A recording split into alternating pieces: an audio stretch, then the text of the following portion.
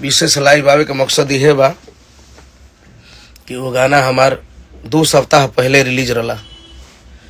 वो गाना के भाई खेसारी लाल जी गा देता नहीं, गा दिले बनी, खैर कोनो बात ना। लेकिन अब यहाँ कम कि राइटर के दोष बा, तो हम पूछता नहीं कि राइटर केहू नया चाहे केहू देता, तर वो बड़ा कलाकार हैं, बड़े बड़े लोग हैं, तो चेक तक बार करे के चाहिए ना, जो टाइटल डाल के।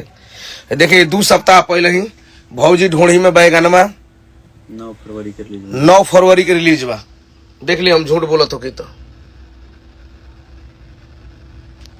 9 फरवरी देखा था, 9 फरवरी 2025 के गाना रिलीज बा। खेसारी भाई हमारे जोड़ीदार हैं, हम लोग एक साथ दुगोला गोला कंपटीशन सब गाए हैं, फिर भी मैं क्या बोलूं। अभी बोलेंगे राइटर की दोस्त, अरे भाई जी साहब एक बार आप तो चेक कर लेते, चाहे आपके साथ इतने पढ़े लिखे सभी लोग भरे पड़े हैं, चलाने वाले डिजिटल